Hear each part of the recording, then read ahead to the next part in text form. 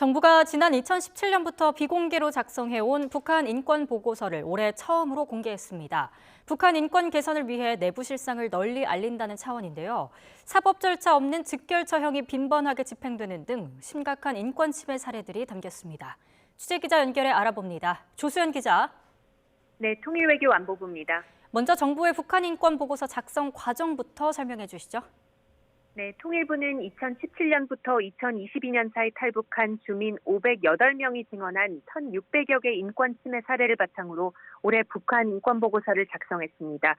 세계 인권 선언과 국제 인권 조약 등 국제적 기준을 적용해 북한 내부에서 벌어진 인권 침해 사례들을 담았는데요. 특히 접경 지역 사례가 많이 인용됐고 코로나19에 따른 북한의 국경 봉쇄로 탈북민이 급감하면서 2022년 이후 사례는 상대적으로 적었습니다. 북한 인권 보고서는 2016년 북한 인권법이 제정된 이후 이듬해인 2017년부터 매년 발간돼 왔지만 일반에 공개된 것은 이번이 처음입니다. 그동안은 탈북민의 개인정보 노출 우려와 북한의 반발 등을 고려해 비공개했는데 열악한 인권 실태를 널리 알리기 위해 방침을 바꾼 겁니다. 이번 보고서는 북한 인권 실태와 관련해 우리 정부가 공개한 첫 보고서로 북한의 인권 침해 문제를 대내외에 공식화한다는 의미가 있습니다. 보고서에는 어떤 내용들이 담겼습니까? 네, 보고서는 북한에서 공권력에 의한 자의적 생명 박탈이 존재하는 것으로 나타났다고 밝혔습니다. 강력 범죄뿐 아니라 마약 거래나 한국 영상물 시청, 또 종교나 미신 행위 등에 대해서도 사형이 집행됐다는 증언들이 수집됐는데요. 구체적 사례를 들어보면 2015년 원산시에서는 16에서 17세 청소년 6명이 한국 영상물을 시청하고 아편을 사용했다는 이유로 사형을 선고받고 총살됐다는 증언이 나왔습니다. 그리고 2017년에는 임신 6개월인 여성이 집에서 침을 추는 과정에서 영상이 유포가 됐는데 그 과정에서 손가락으로 김일성 초상화를 가리킨 모습이 문제가 돼서 공개 처형이 됐습니다. 북한 접경 지역에서는 도주 수감자나 절도범 등에 대해 사법 절차를 거치지 않고 즉결 처형하는 사례가 빈번했고요. 또 여성들은 각종 폭력에 노출되는가 하면 정신질환자나 지적 장애인을 대상으로 생체 실험이 강행되고 있다는 증언도 나왔습니다. 아울러 광범위한 감시와 통제도 일상화된 가운데 국군 포로나 납북자, 이산 가족은 더욱 심각한 감시와 차별에 시달리는 것으로 파악됐습니다. 여기에 장기화하는 식량난 속에 무상 치료 제도도 제대로 운영되지 않아서요. 의료비를 개인이 부담하는 경우가 많았습니다. 정부는 북핵뿐 아니라 인권 문제에 대해서도 대북 강공 기조를 이어가고 있죠.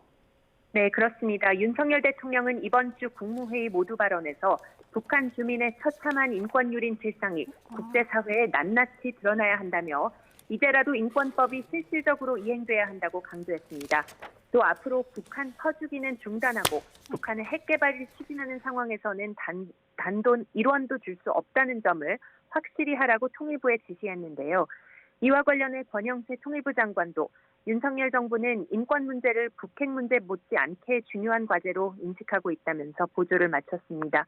권 장관 역시 북한 인권의 참혹한 실상을 국민에게 가감없이 정확하게 알리는 것이 중요하다고 말했습니다.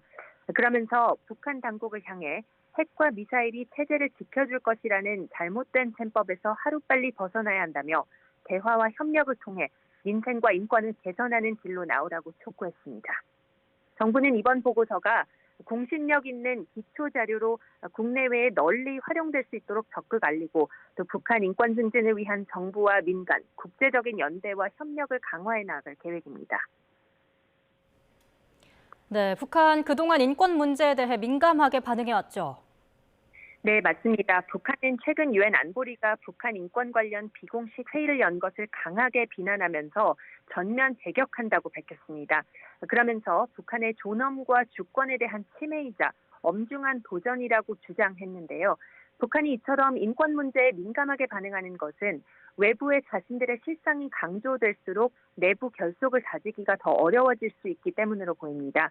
특히 이미 식량난과 경제난으로 고통받는 주민들의 불만이 높아지는 상황을 우려하는 것으로 관측됩니다. 이에 대해 외교부 당국자는 북한이 얼마나 인권 문제를 자신들의 약점이라고 생각하는지를 방증하는 것이라고 분석하기도 했습니다. 지금까지 통일외교안보부에서 전해드렸습니다.